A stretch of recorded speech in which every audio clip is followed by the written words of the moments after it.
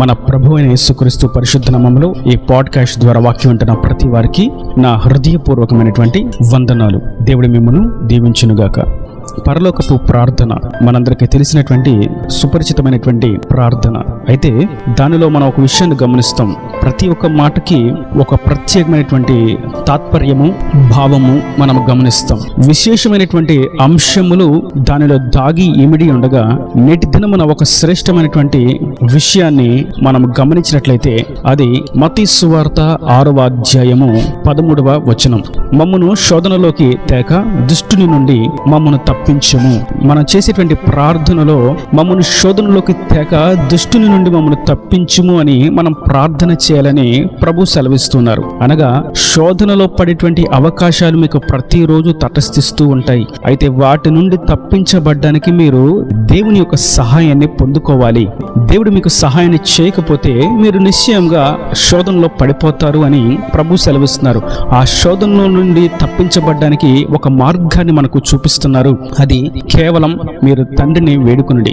దేవుణ్ణి మనం వేడుకున్నట్లయితే ఆయన శోధనల నుండి మనలను తప్పిస్తాడు. మన సొంత జ్ఞానముతో, మన సొంత ఆలోచనతో, మన బలముతో, మన బలగముతో, మన ఉద్దేశాలతో, మన ఆలోచనలతో మనం ముందుకు సాగినట్లయితే శోధనలో పడిపోవలసినదే. కానీ దేవుణ్ణి అడిగినట్లయితే, ప్రభువా ఈ శోధనల నుండి నన్ను తప్పించుము అని మనం ప్రార్థించినట్లయితే, వేడుకున్నట్లయితే ఆయన మనకు సరైనటువంటి సహాయాన్ని అనుగ్రహించి శోధనలో పడిపోకుండా మనల్ని తప్పిస్తాడు. మనం జాగ్రత్తగా గమనించినట్లయితే అసలు శోధనలు ఎప్పుడు వస్తాయి, ఏ పరిస్థితుల్లో శోధన రావడానికి అవకాశం ఉన్నది, అటువంటి పరిస్థితులను, అటువంటి సందర్భాలను, అటువంటి స్థితిగతులను మనం ముందే గుర్తించినట్లయితే, గ్రహించినట్లయితే శోధనలో పడిపోకుండా ఉండుటకు మనకు కాస్త దోహదపడుతుంది కదా. అయితే మొట్టమొదటిగా మనం శోధన ఎప్పుడు వస్తుందని గమనించినట్లయితే మత్తయి సువార్త 26వ అధ్యాయము 41వ వచనం.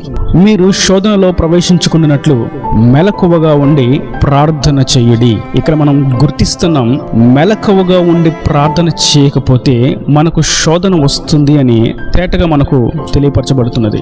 ప్రార్థన చేయకపోవడాన్ని బట్టి శోధనలో పడతారు అని మనకు స్పష్టమవుతుంది. అయితే ఈ విషయాన్ని మనం గ్రహించిన తర్వాత కూడా ప్రార్థన చేయకపోవడం అనేది ఎంతో అవివేకమైనటువంటి పని. ప్రతిరోజు పనులు చేసుకోవడానికి, కార్యకలాపాలు నిర్వర్తించుకోవడానికి, కావలసిన వాటిని సమకూర్చుకోవడానికి, సంపాదించుకోవడానికి, కూర్చుకోవడానికి, దాచుకోవడానికి సమయాన్ని వెచ్చిస్తాం, మంచిదే. కానీ అంతకంటే ముఖ్యంగా దేవుని యొక్క సహాయాన్ని పొందుకోవడానికి, శోధనలో పడకుండా తప్పించుకునే మార్గాన్ని ఎన్నుకోవడానికి దేవుడు మనకొక మార్గాన్ని చూపించినప్పుడు, దేవుడు మనకొక సూచన ఇచ్చినప్పుడు, దేవుడు మనకొక ఆలోచన ఇచ్చినప్పుడు దానిని అన్వయించకపోవడం ఎంతో దురదృష్టకరం. వాక్యం మనకు తేటగా సెలవిస్తున్నది, మీరు శోధనలో పడకుండా ఉండాలంటే మెలకువగలిగి ప్రార్థన చేయండి.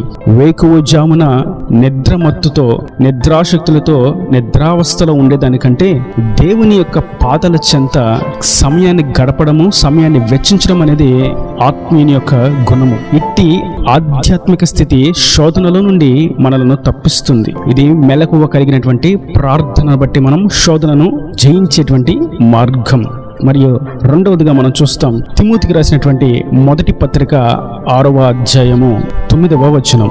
ధనవంతులగుటకు ఆపేక్షించు వారు శోధనలోను, ఉరిలోను, అవివేకయుక్తములను, హానికరములునైన అనేక దురాశలలోనూ పడుదురు.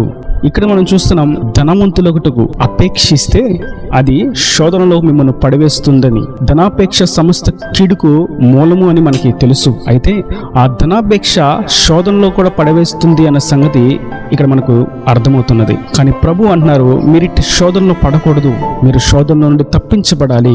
ధనాపేక్షను, ధనాన్ని సంపాదించాలి, కూర్చుకోవాలనేటువంటి ఆలోచన వచ్చినప్పుడే వెంటనే దానిని విడిచిపెట్టు అని ప్రభు సెలవిస్తున్నారు. ఎందుకంటే నీవు ధనం కొరకు పరిగెట్టే కొలది అది మున్ముందుకు ఇంకా ముందుకు దూరమవుతూ ఉంటుంది.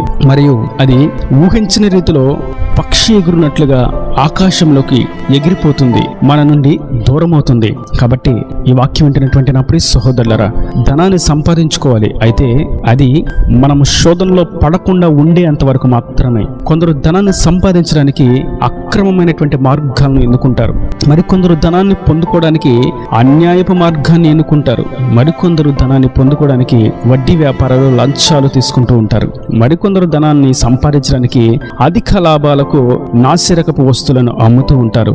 మోసాలు చేస్తూ ఉంటారు, అబద్ధాలు చెప్తూ ఉంటారు. ఇవన్నీ శోధనలో పడవేసేటువంటి సాతాను యొక్క కుయుక్తులు. నేడు మనం గుర్తించిన తోడనే ధనాపేక్షను మనం విడిచిపెడదాం. మరియు మూడవదిగా మనం చూసినట్లయితే 2వ సమూయేలు గ్రంథము 11వ అధ్యాయము 2వ వచనం. ఒకానొక దినమున ప్రొద్దుగుంకు వేళ దావీదు పడక మీద నుండి లేచి రాజనగరి మిద్దె మీద నడుచుచు పైనుండి చుచుచుండగా స్నానము చేయు ఒక స్త్రీ కనబడెను. చదివినటువంటి వాక్య భాగంలో ఈ 11వ అధ్యాయంలో మనం గమనిస్తాం, దావీదు ప్రొద్దుగుంకు వేళ పడక మీద నుండి లేచి రాజనగరిలో నడుస్తూ ఉన్నాడు, చూస్తూ ఉన్నాడు ఒంటరిగా. అక్కడ చూస్తూ ఉండగా ఒక స్త్రీ స్నానం చేస్తూ కనిపించింది. ఆ స్త్రీని చూసిన వెంటనే దావీదు మోహపు పాపములో పడిపోయాడు, కామపు క్రియను జరిగించాడు, వ్యభిచారపు దోషం చేశాడు, దేవుని యొక్క ఉగ్రతకు పాత్రుడిగా మార్చబడ్డాడు. కేవలం ఒకే ఒక విషయం ఇక్కడ మనం గమనిస్తాం, ఒంటరితనం.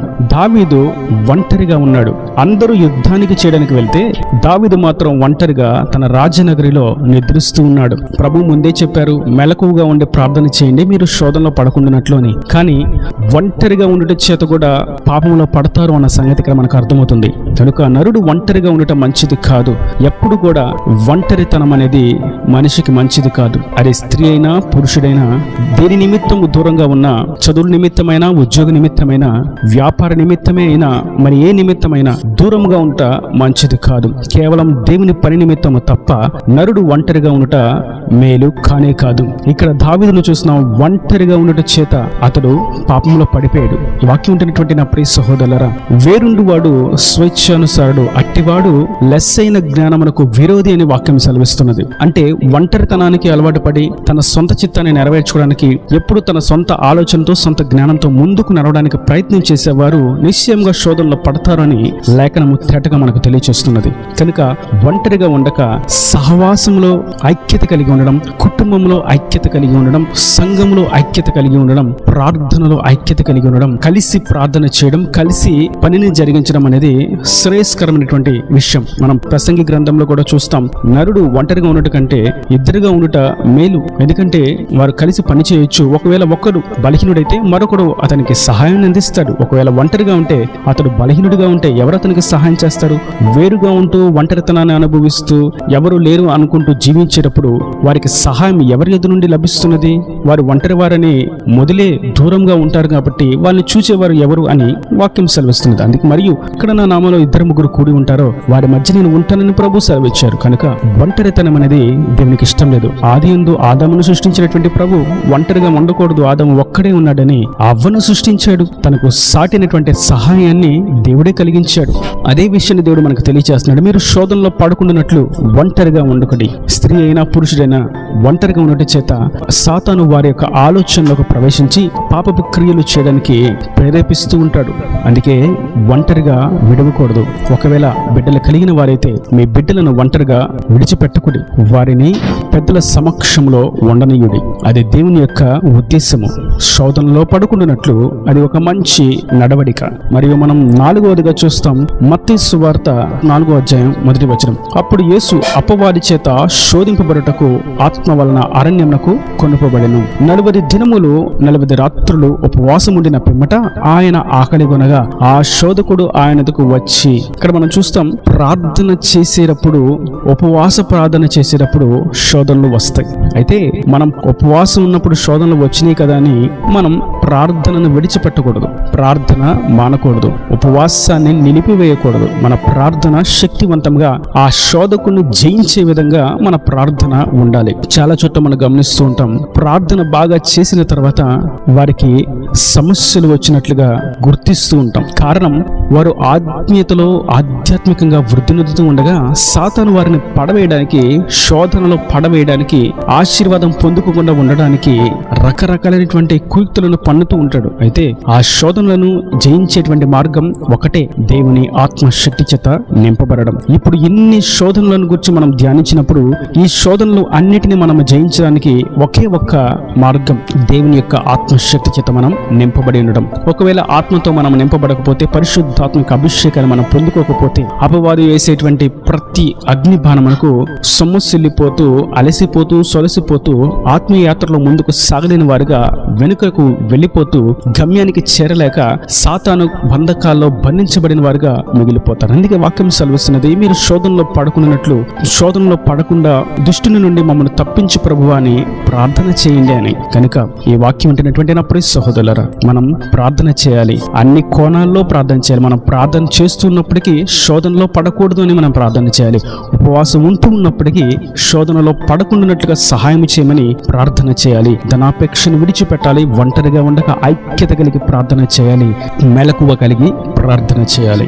ఇట్టి విధంగా మనం ముందుకు సాగినట్లయితే దేవుని యొక్క సర్వోన్నతుని శక్తి, పరిశుద్ధాత్మిక అభిషేకం మనలో నిలిచి ఉండి సాతానుని జయించేటువంటి ధైర్యమును, శక్తిని మనకు దేవుడు అనుగ్రహిస్తాడు. ఈయన దేవుని మాటలు ప్రతి వాని హృదయంలో నిరగట్ట ఫలించును గాక. ఆమేన్. God bless you. తలలు వంచి కన్నులు మూసినట్లయితే మీ కొరకు చిన్న ప్రార్థన. ప్రేమ స్వరూపీకరణ కటాక్షం తండ్రి, నా ప్రభు ఈ వాక్యాన్ని ప్రతి వారిని మీరు కృపతో జ్ఞాపకం చేసుకుంటే దీవించండి. శోధనలో ప్రవేశించుకున్నట్లు దుష్టుని నుండి మమ్మల్ని తప్పించుము అని ప్రార్థన చేయాలని మీరు నేర్పించినటువంటి నీ యొక్క అమూల్యమైనటువంటి వాక్కుని బట్టి నీకు స్తోత్రం తండ్రి. శోధనలో పడుట చేత నీ నుండి దూరం అయిపోతారని, అయితే ఆ శోధనలో పడకుండా ఉండేలాగా ముందే జాగ్రత్త పడాలని మీరు సెలవిచ్చారు. ఆ తండ్రి వాక్యం ప్రతి వారు నీ సన్నిధిలో శోధనలో పడకుండా ఉండినట్లు ప్రార్థించినట్లుగా, నీ శక్తిని పొందుకున్నట్లుగా, శోధనలో పడవేసేటువంటి విషయాలను గుర్తించి వాటి నుండి దూరంగా నిలబడినట్లుగా కృప దయచేసి నీ రాకడ రాజ్యం సిద్ధపరచండి. ఇంక వారి ప్రతి అవసరతను అక్కరు నీ మహిమలో తీర్చి నీ రాజ్యానికి వారసులుగా చేసుకోమని యేసు పరిశుద్ధ నామమున ప్రార్థించి వేడుకుంటున్నాను తండ్రి. ఆమేన్. ఆమేన్.